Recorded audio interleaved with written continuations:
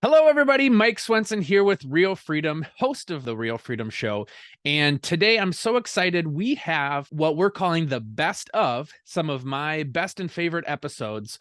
And so today's episode is Michael Elefante. Michael is somebody that I discovered on social media. He started out, I found him on TikTok. He had 750,000 followers at the time. As of today, now launching kind of the best of, he has over 920,000 followers on TikTok. But he talks about going from his sales career to 6 short-term rentals and essentially having financial freedom over the course of about 2 years. And so him and his wife have a really cool story of how they went all in, poured into investing in short-term rentals, and are now financially free.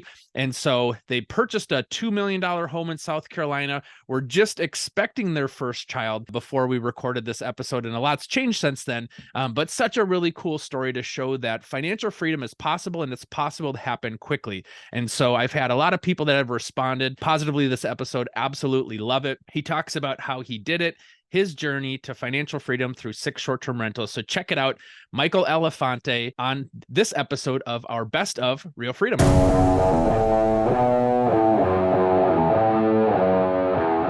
Welcome to the Real Freedom Podcast, where we inspire you to pursue your passion to gain time and financial freedom through opportunities in real estate. I'm your host, Mike Swenson. Let's get some real freedom together.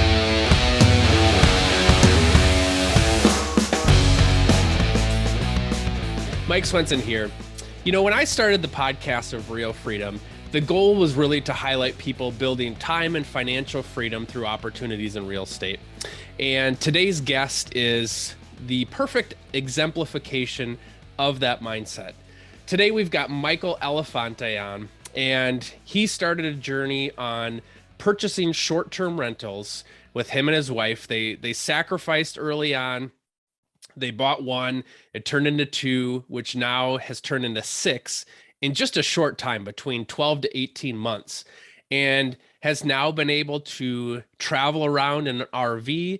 And they just purchased their dream property, $2 million in Greenville, South Carolina, and they're all under the age of 30. And so this exemplifies time and financial freedom through opportunities in real estate. They're living it. They're doing it. They put in the work, they took the risks, and they're now reaping the reward of that. So much so that they have a baby daughter coming on their way in October, and they're able to live in the house they want, do what they want to do, make what they want to make, and be able to raise their child in an environment that they can pick and choose what they want to do because of these investments. So this is a great story. If you're on TikTok, you may have already heard of him. He has 750,000 subscribers or followers on TikTok, so you may have run into him before. But with that being said, I want to get into today's episode where you can hear all the fantastic stuff that Michael Elefante is doing. And with that being said, let's get into today's episode. Welcome, everybody, to another episode of the Real Freedom Podcast. And today we are going to be talking about Airbnbs, short-term rentals, and financial freedom. It's really what it's about. So, you know, the goal of the Real Freedom Podcast, it stands for Real Estate Leverage Freedom, to be able to highlight people that are doing that through opportunities in real estate. And I'm so excited to share with you today's guest. We have Michael Elefante on. And if you've followed social media, you've probably ran across him at some point in time. I know right now he's got over 750,000 followers on TikTok, and just a wealth of information about short-term rentals. And him and his wife have picked up a few along the way, 4 in Tennessee, 2 in Florida. And you guys just purchased a home in South Carolina as a result of the financial freedom that you've experienced because of investing in real estate. And so we're just so excited to have you on and share your journey. So welcome, Michael. Yeah, thanks so much. I'm really pumped for our conversation. It'll be a good one. So for those folks that maybe haven't heard about you and don't know much about your journey, why don't you just talk a little bit about before getting into real estate? And you really haven't been in real estate all that long, so it's been a short journey, but you've gotten a lot done. So maybe just talk about kind of your life leading up to that and why you decided to pursue real estate and short-term rentals as an investment vehicle for you. Yeah. So just to provide a little background, I'm 29 years old. My wife's 28. I was a college athlete. So as soon as my baseball career kind of came to a screaming halt, I didn't really know what to do. Right. So as most young people do, I was just looking for some type of job I thought I would have interest in. And I also had a potential to make a decent amount of money to go spend it on awesome stuff, right? I mean, that's kind of just a young person's mindset. Got into a sales role for a technology company, started pounding the phones, really learned quickly what the rat race was all about. The more calls you make, the more time you put in, the more money you can make in commissions, the more hours you put in, again, over like day in and day out, you can climb the corporate ladder. But I really quickly realized that that's not really what I wanted. It became less about money and more about how I spent my time. And if I wanted to make more money in the realm of sales, I had to spend countless amount of hours putting the time and work in. So I didn't want to spend my whole life working more and more to make more money and spend less time doing what I wanted to do or spend less time with my future family. So quickly started to watch a ton of YouTube videos, read a bunch of books, and then learned about this concept of financial freedom. And for anybody who's done their research on financial freedom, real estate often comes up as like, that's kind of like where it leads you. Real estate being some passive or relatively passive income that you can generate through rental properties. So I started doing all the bigger pocket stuff, again, diving into more books. I was talking to my wife about it over dinner many times and realized that I didn't know how many doors will it take making $200 a door to hit that financial freedom number. And then it became not discouraging, but I was like trying to do the math in my head on how many down payments, yada, yada, yada, scale, finally. So I was like, well, what if we could do it in less time? The goal was like 5 to 10 years. Learned about short-term rentals and Airbnb. Airbnb, still kind of young at this point in time, 2018, 2019. And I started crunching numbers on average daily rates, how often they were occupied in Nashville. It's where I live. And I was like, if these numbers are right, this is crazy. Like, why isn't everyone doing this? And I've used Airbnb. I thought it was a fun app to use, a good way to enjoy a vacation instead of a hotel. So we got our first place and we were all in. I actually sold my truck. I just finished paying off to furnish the house because I realized that it's not cheap to furnish a big house. So we got that first one. That was kind of like the road leading up to it. Once we saw the bookings come in and the cash flow, like I was blown away. So we quickly tried to scale as fast as possible. Not financial advice by any standard, but we liquidated our retirement accounts to get the second one. Once that cash flow is rolling in, we get a third one and then we get a fourth one. And we were financially free in like 11 months and we quit our jobs in 16 months, spent probably 7 or 8 months traveling in a camper van around the country, bought a house that we never really dreamt of buying here in South Carolina now on a lake, and just kind of have this beautiful view. It's kind of like a surreal moment that we've created this life of relatively passive income and financial freedom for ourselves. And it's just pretty amazing to look back on. Like you said earlier, it just happened way quicker than I ever thought possible. So it's just, I tell that story just to hopefully encourage other people that it can happen quickly for you too. So short-term rentals, I think personally, in my humble opinion, is the fastest path to financial freedom. And we could dive into the different strategies, of course, but that's kind of my background and how I got into it and where I'm at now. Yeah. Well, and it's so interesting because, being in real estate full-time and having a real estate team, what surprised me when I got into the industry is how few people recognize the opportunity of just traditional rentals. So many agents that I talk to, like, oh my gosh, I would really just love to get in and become an investor, but I don't know how. It's like, you're an agent, like you have all the details at your fingertips. And what's stopping you is just taking the risk. Or if you don't have the money, finding the money and kind of problem solving, and you're just allowing yourself to sit on the sidelines. And somebody like you that hasn't been in real estate sees the opportunity and you just come in both feet and just rolling in, and you see that opportunity. And now you look at how quickly I can double down. And so there's so many people that sit in real estate all day long and they do nothing with the opportunity.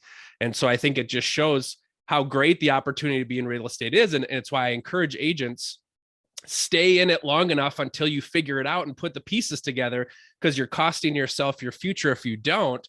And then somebody like yourself comes in and you just put 1, 2, 3, 4, 5, 6 pieces together. And now you've got this awesome income coming in, regardless of what you do each day. And so you can show up and spend time moving into your new house, and you're still making money at the same time because those bookings are still happening. So I know a lot of people would be curious to know, so the first deal, right? Like how did you get that? You had talked about, selling your truck. So the first one, we had saved up for a while we had focused on our income, over the years leading up to that, the more money we could make and just stash away. So when we were finally prepared to make that first investment, we were ready. But you can start with short-term rentals without even buying a property. So we can dive into those strategies, but I usually encourage people, don't ask how much it costs to start, but rather ask how much you have and then go deploy the strategy that best aligns to your budget, right? But for our specific first deal, we did a 15% down conventional investment loan in Nashville, Tennessee. It was a 4-bedroom house. The purchase price I thought was outrageous at the time, which is hilarious talking about that today. But it was like a $495,000 house at appraised for 4-bedroom with the rooftop. And one thing we strive to do with our short-term rentals is create a cool experience. My goal is to sell the experience, not the product. And that helps us stand out as Airbnb becomes more popular for investors and for travelers alike. They're scrolling through thousands of properties. So I want to sell someone on the experience and not be a race to the bottom price-wise, but hopefully sell it at a premium to someone who's looking for a fun experience, have cool photo moments in the house. Hey, everyone, look where I'm staying type of thing. So we looked around Nashville, and obviously you have it's Music City, right? You have the music theme, bars are really fun, but there's murals everywhere, which a lot of people don't know. I didn't know. When I moved to Nashville, I saw hundreds of people lined up on a Saturday morning to take a photo in front of these murals with wings on the side of a building. And I'm like, this is madness. It's like, how can we bring that into the Airbnb? So it doesn't have to be a mural, but this is just what we did. We brought mural artists and did butterfly wings, Nashville written above it. And our target audience was more special occasions, specifically bachelorette parties. Nashville is probably the bachelorette capital of the world, I would say. So we are able to charge a huge premium for weekend travel, and we still get midweek bookings, just at a lower price point. But that was our goal, and it really panned out well. So ever since we did that, we're like, we got to focus on the experience. But yeah, that was our first deal, 15% down. It cost us like $30,000 furniture all in. So it's 4-bedroom. It has a rooftop and 2 other patios. So there was some additional areas to furnish, and that included the cost of the mural, which I think was like $2,500. But that deal has been great. It cash flows us currently $6,000 to $7,000 a month after all expenses and mortgage paid. Yeah. Well, and I think that's the key for people when they're analyzing Airbnbs is to look at where's that spot you want to be. Because we're not talking about $85 a night, $90 a night. Like, hey, what's the cheapest I can go? It's a totally different mindset, whereas when I'm working with investors on long-term rentals, you're looking to provide good value. For you, this is hospitality, right? So it's a totally different mindset shift. I'm not providing housing, I'm providing hospitality and an experience. And so, yeah, people are willing to pay more for that when you can deliver a great experience. And that's where the financials can start to look really good versus $100 a night, is kind of the floor. How cheap can I go? Well, if this person's at 110 a night, I can go 105 a night and hopefully get bookings that way. That's totally different than the way you look at this. Yeah, it's a great way to put it. You're in the hospitality business, so it certainly is kind of a different twist that you have to put on properties in order to maximize your revenue and cash flow. Yep. And then you're also looking for properties that have a few bedrooms where you can have 8, 10, 12 guests coming in, not necessarily just a couple or something like that. Also gives you opportunity to charge more because, yeah, if you said like it's a bachelorette party, maybe it's 2 families coming together to share a spot. Something like that, that's where you can charge that premium. And I know for me, having a family of 5, whenever I try to book a hotel room now with 5 people, it tries to put me in 2 rooms.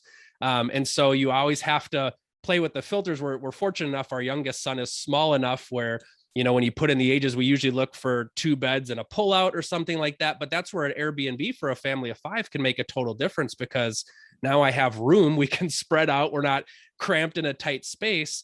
So that's where you just have to change your thinking a little bit in terms of how people are staying. And that's where that opportunity is for people that haven't given Airbnb or short-term rentals any thought.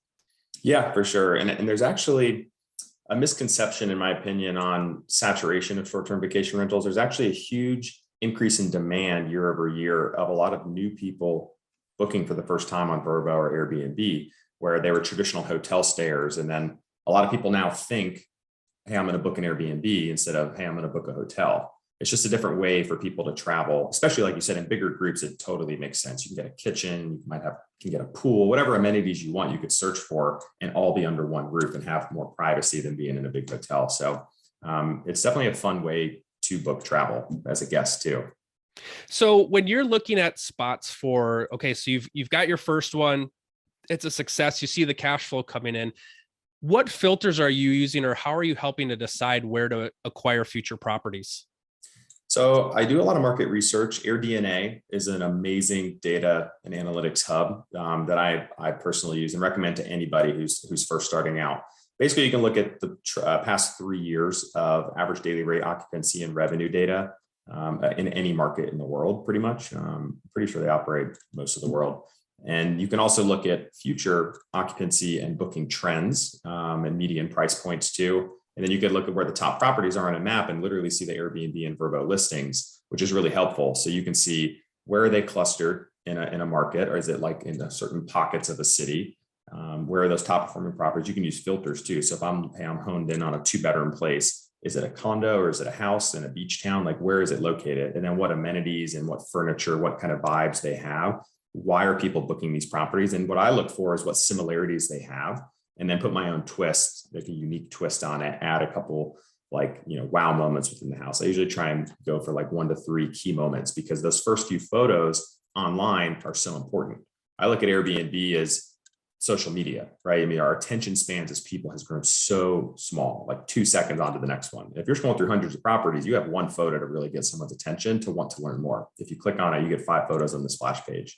So that's what I start in, like kind of the general market research. There's really 2 different ways you can start searching. You can look at traditional vacation markets, which is beaches, mountains, lakes, or you can look at urban areas such as Nashville, Las Vegas, Austin, Texas, that are growing cities, but also have a massive amount of tourism. There's reasons to visit the city. And then you also have the work travel and the local events and things like that.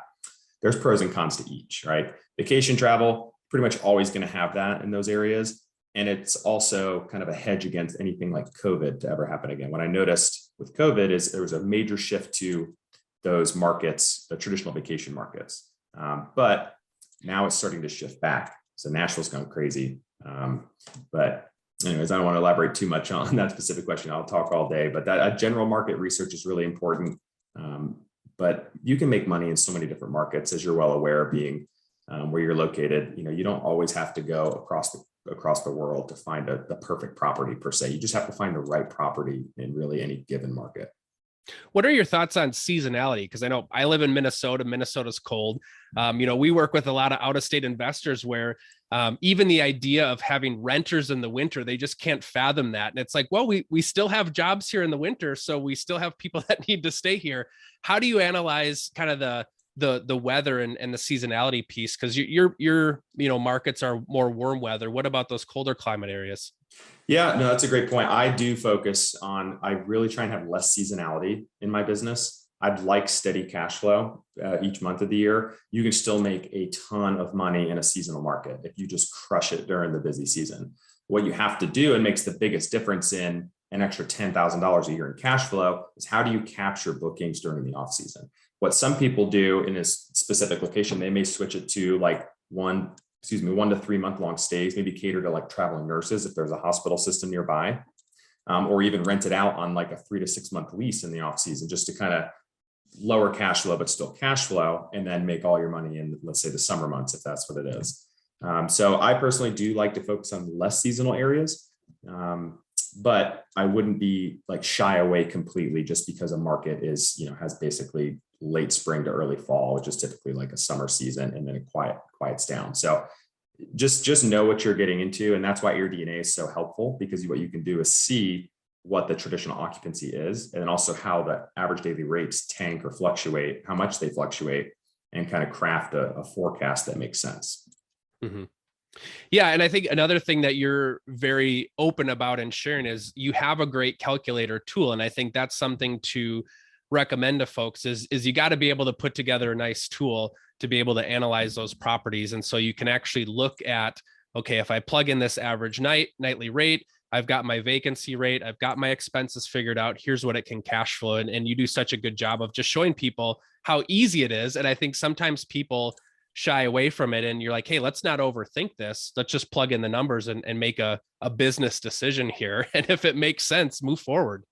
Yeah, 100%. You got to strip the emotion out of it, especially with short-term rentals, because it's really easy to be like, look at a place and be like, this is a kick-ass place. People will definitely rent it. Well, if you don't know how much people are really willing to spend or how often those clientele is actually going to come into town and spend that kind of money there, like you don't really know how profitable it will be. So it is really helpful to strip the emotion out of it and just focus on the numbers and then just stick to your criteria. Honestly, the calculator helps me eliminate properties more than anything. If it doesn't meet my cash on cash expectations, they're out the door and I'm on to the next one, right? Because eventually it's just a funnel of how to get to like a property that fits and has upside. Yeah. So on the cash on cash, calculation, what do you look for? My minimum is usually 25% with upside. With higher interest rates now, I would still be pretty happy with 20 plus, just because it's more expensive to borrow at this point in time. But I still think there's opportunity to have 25 plus. And if you're able to leverage a second home loan by only putting 10% down, if you plan to use the property at all during the year for personal use, then there's major upside. The highest we've had on one of those was 100% cash on cash, which is pretty wild to think about. And then if you're deploying rental arbitrage, which you're not buying the house, but you're actually doing a corporate lease to rent and then furnish and re-rent, you can have, my expected return would be like 100 to 300%. And some people that focus only on arbitrage, they're like, if it's not 300%, I'm not touching it. So it's pretty wild to hear that out loud, but those numbers are very real in the short-term rental world. Yeah. Why don't you just take a minute or two and talk about the arbitrage piece for folks that have never heard of it or they can't get their mind around it. How does that work? Yeah. And this is like, listen up. If you feel like, oh man, I'd love to do real estate, but I don't have a ton of money. Like this is for you. You don't need a down payment. You don't really need credit or anything like that. What you would do is just form a basic LLC. Let's call it Michael's Corporate Housing Company. And then you would approach either traditional property managers for an apartment complex. You can also do single family homes or condos. And what you're doing is basically signing a corporate lease. Basically, they're renting to you as a business, not a residential lease, not as a person renting there. So what you're doing is gaining permission to actually furnish it and then re-rent out on a short-term basis to your client. So that traditionally it was more like work relocation, travel nursing, things of that nature. But it's kind of transitioned into some of that, but also short-term rental travel in general. So it could be vacation, leisure travel, family travel, whatever it may be. But basically, all you need is money to furnish it and then some costs associated with setting up the lease if there are any. So much less cost prohibitive for people, especially if it's a smaller unit. You could start with a few $1,000 max, and then you're in. And then anything you bring in on Airbnb, Verbo, any of these other platforms, minus your monthly rent and minus your operating expenses like utility bills, Wi-Fi, things like that, is cash flow.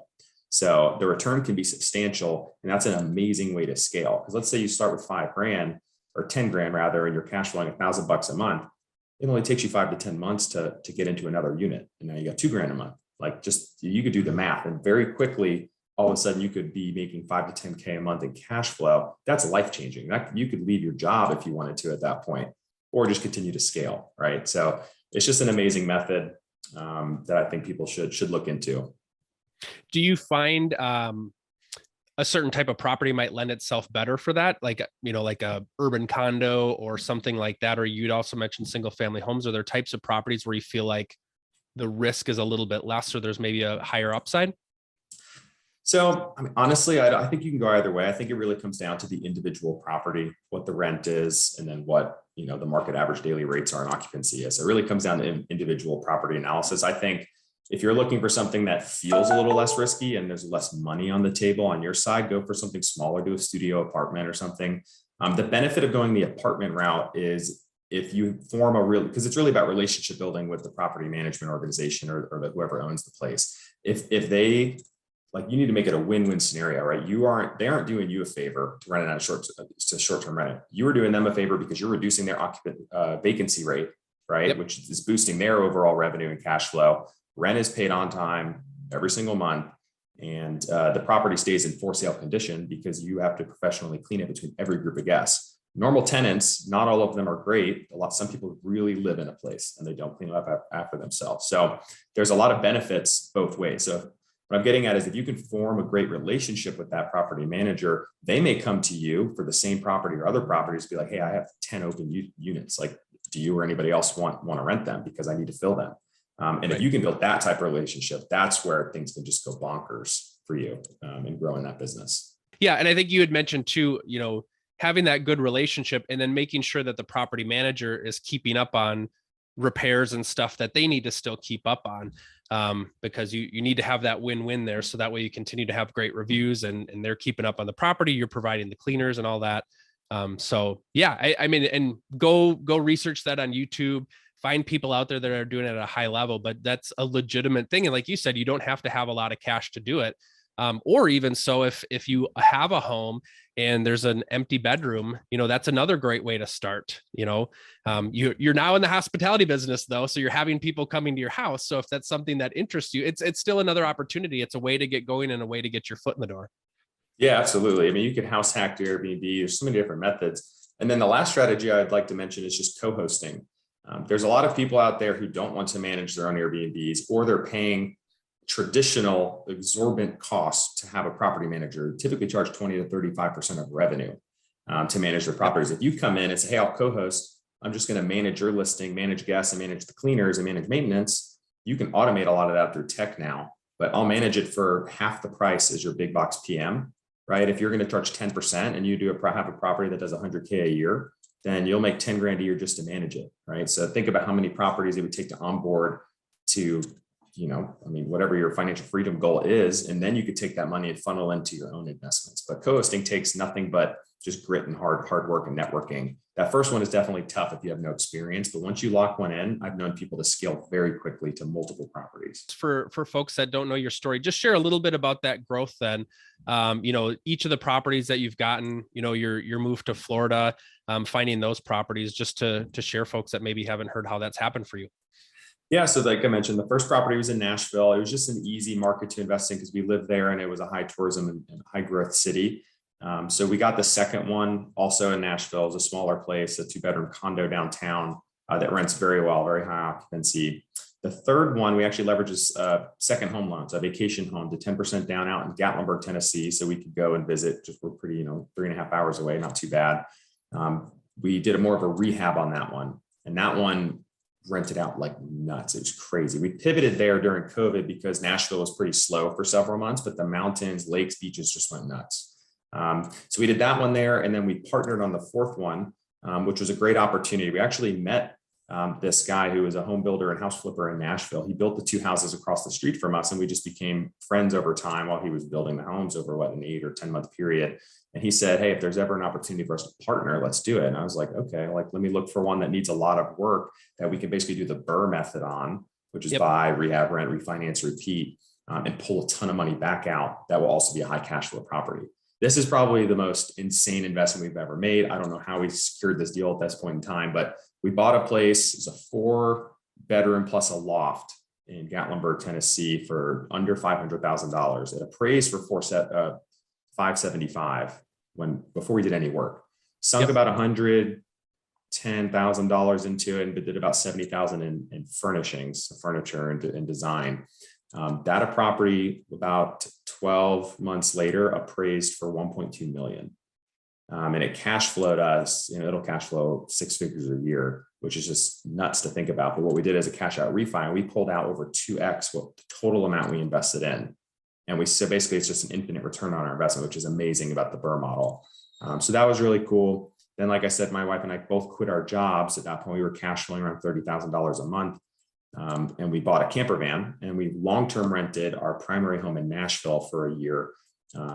And we traveled around the West. We were trying to figure out where we wanted to actually live. And in the meantime, we were like, hey, let's also hit some markets that may be good short-term rental markets while we're out. Stumbled through Florida, bought 2 homes down there because we saw how steady South Florida was. It wasn't very seasonal, and it was actually busiest during the winter and early spring, which is when we're slowest in the mountains and even in Nashville. So for us, it was more of a balancing act on when the heavy parts of cash flow would be. So it's kind of more level throughout the year. And we also saw a major trend during 2020, 2021, 2022 of people leaving major metro areas for sunny, warm Florida. So we saw that mass migration and what it did to the housing market. And so we're like, well, it's a good long-term hold in addition to the cash flow that we could do there. It brought us to 6 homes. We actually sold our primary home in Nashville, and we ended up buying our new primary in Greenville, South Carolina. So it's just been a pretty wild 2.5 years, but now with 6 properties, our cash flow should be 40, upwards of 50K a month from just those 6. And we have focused on larger properties. And as we've gone on, we try to make a more luxury experience. And the reason we've done that, personally, I'd rather manage one big property than 3 small ones that both produce a total same amount of cash flow, because it takes the same amount of time to check in a guest in a big property as a small property. So one set up, about the same amount of time commitment. Yeah, it's a little bit of a different mindset shift because people will naturally think bigger property, bigger risk. But at the same time, it's the same amount of work, and you're able to capitalize on those higher returns. I think sometimes people just naturally think, oh, I'm going to start small. But from an efficiency standpoint, it's very efficient to do it that way. Yeah, for sure. And I wouldn't discourage anyone from starting small by any stretch of the imagination. But I just think as time goes on, especially since we still currently self-manage, I'd rather manage less larger properties than more small ones, just because from a time commitment perspective, it just makes more sense. Yeah. And for people out there that think that self-managing would be a headache, talk about that process. Cause I know it's very simple. If you have good partnerships, good boots on the ground, really it's just making some phone calls and doing some very minimal stuff. So it's not like you self-managing 6 properties is now you're working 60 hours a week to make that happen. Right. Yeah. Maybe 20 years ago, it probably would be, but the beauty of technology and the rapid evolution of technology is there's just so much cool tech out there that automates a lot of old manual tasks, especially in the vacation rental space, right? As long as you have good local cleaners and they communicate well through a cell phone, and you leverage apps that help automate guest messaging, cleaner scheduling, and then even cross pollinate your calendars between Vrbo, Booking.com, Airbnb. But all the guest messaging is automated, the pricing's automated. So it's really just responding to specific things from guests, questions, and then specific things from cleaners or if there's ever damage. But honestly, it's probably about 30 minutes a week per property, I would say. Some weeks more, some weeks less. But that's just the beauty of it now. And I think I mentioned earlier, most traditional PMs will, and they still do, charge 20 to 35%. So if we'll do, I think last year we grossed around 600K. So if we were to do 20% even, that'd be what, $120,000 that we've given to do a PM. That takes us 2 hours a week to do from a van in the middle of nowhere. So it's like, I'd rather pocket that now to help scale faster and then sit back and pass it off to a PM later down the road.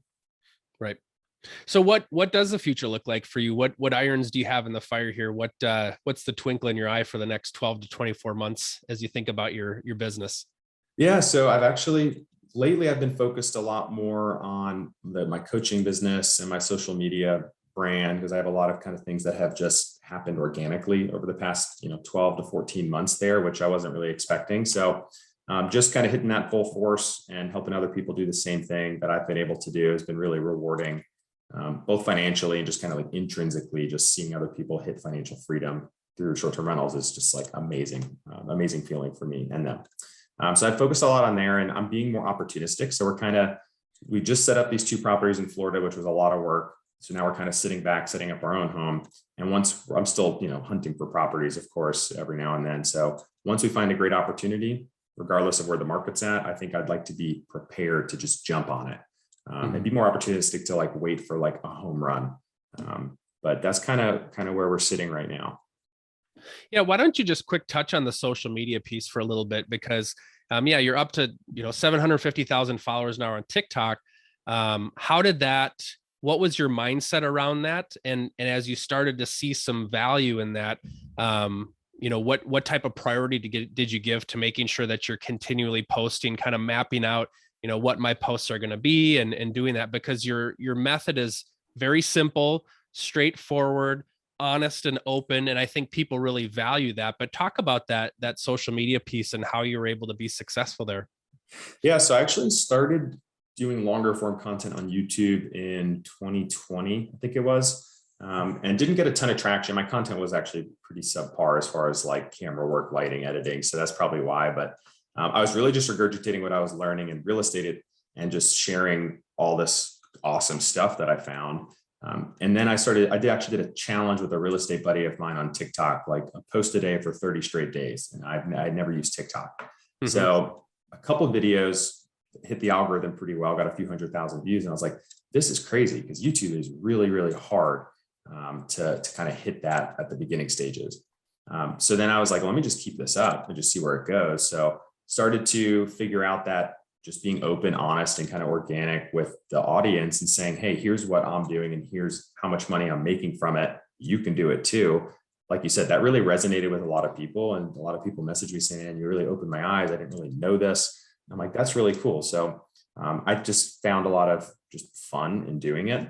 I didn't make any money on social media for at least 12 to maybe 24 months total. And then finally, all of a sudden, all these different business opportunities bubbled up. I had a lot of people ask me for calls. I took a bunch of free coaching calls. And then people are like, why aren't you charging for this? I'm like, I don't know. I never thought about it, So like, if you build a course, I would take it. Like, this is all like, you already have it all planned out. I'm like, okay. Never thought of myself as a course guy or any of this, but built a course, did coaching, do like 6-month long mentorship program. I sell like the calculator, spreadsheets, and a bunch. And then I partner with brands too that I'm already using and loving every day. So I can basically promote what I love about their product, and I get paid to do so. So it's just amazing what kind of leverage you can have if you can grow a personal brand and grow a following. That's why I've been more focused on that. Just the scalability of that is just crazy. So I'm just kind of just seeing where the tide takes me, I guess, as you could say. Yeah, it feels very natural. It doesn't come across as forced. The ads that you do, it's not out of the scope of what you're trying to do. You share your analysis tools in your videos, like, hey, here's what I'm looking at. I know a recent one is Birmingham, Alabama. Here's my spreadsheet. I plug in the numbers. Well, naturally, people are going to ask, like, well, how did you get that calculator? Well, you go click on the link and you can go download your calculator. So people want to know what you're doing. So they obviously want to be coached by you. They want to have those mastermind or those training calls. So it just very much is an organic overflow of you just doing a good job and telling people about it and being honest. I think there's probably some people that are rubbed the wrong way by your honesty, but I know people appreciate that versus all the BS that's out there in the real estate world of, because there's people that are sharing how much money they're making by sitting in their Lamborghini with their cash Right. check. You're sharing how much money that you're making in just a very open and transparent way to help others. And so I think that authenticity really comes through with people. Yeah, no, I appreciate you saying that. And yeah, I've seen my share of those videos out there, which leads you down a rabbit hole of like trying to find where the value is. Like, show me what you're doing. Like, I want to know. So for me, I just want to like give as much free value as possible. And I think that is what has enabled my brand and all these other things I'm doing and making money on now to just grow exponentially and just, it's just wild. But so I hope to continue that. I just want to be authentic and be myself. I don't need to be posting or flexing, doing anything crazy or anything like that, just to try and pump the algorithm, Yeah. I remember having a conversation with another person in real estate a couple of years ago about like, where's the genre for like I want to be a good husband and a good dad at the same time that I'm being in real estate. Like, you don't really see that genre very much because it's always the flashy cars or, this, that, or the other. And it's like, I just want to be a good father, a good dad, and do a good job in my business and grow that way. So, yeah. Yeah. There needs to be more of that for sure. I like that. It's unfortunate because I feel like the videos, the other side of it is when like the flashy videos, those hit the algorithm so perfectly because you have a lot of people, especially younger people, like, oh, I like that lifestyle, like, comment, share. And then you have 50% of the crowd being like middle finger up, like, man, screw you, this bullshit content you're putting out. Like, oh, this lifestyle isn't real. You're just flexing. So then it just creates bickering in the comments. Like, all this just pumps the algorithm. That's why a lot of people do it. So for better or worse, that's why a lot of those videos tend to do well. Yeah. I had somebody reach out on a comment on a Facebook ad of ours talking about real estate investing. And they're like, something about, I would rather take $20,000 less than to sell to a greedy person like you. And it's funny because I wrote back, because I want to keep the algorithm going. I don't want to just delete a negative comment. And I said something along the lines of like, yeah, you'd be surprised to see what kind of flashy cars we pull up in. Either it's my 7-year-old minivan that has a dent in the side where somebody hit it in the parking lot, or my pickup truck where the AC went out, over the winter, and it's like, that's the type of guy that I am. Like, I'm not, this flashy person that a lot of people, when they think investor or real estate, they think of that type of person. Like, I'd rather spend my money on more productive means versus a flashy car, so. Right. Yeah. For So sure. you can have the flashy cars down the road, but you just got to build the foundation. So. Yeah. One of the things that was a big takeaway for me when I first started was, let your assets pay for your liabilities in life. And I think it was like Cash Flow Quadrant or Rich Dad Poor Dad, where I kind of got like the first, whiff of that concept. And that was right after I bought a dream truck that I started making commission in my sales job. Like, oh, I can afford this truck now. Mm-hmm. Paid it off as fast as possible. And I'm like, why would I do any of this? I was doing everything that I totally shouldn't have been doing. So instead, sold the truck, bought the assets that now pay for the liabilities in life. And I'm like, this is what people were talking about. It makes total sense, right? Yeah. And you can afford the truck and not feel guilty about it because you've allowed the assets to pay for that.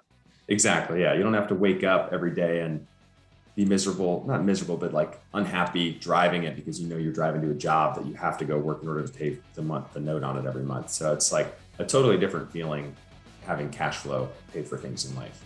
So for folks that want to find out more about you, some of the tools, the offerings that you have, how can they do that? Really, everything flows through any of my social media platforms. Instagram or TikTok would be a good starting point, which I think my handle is Elefante6.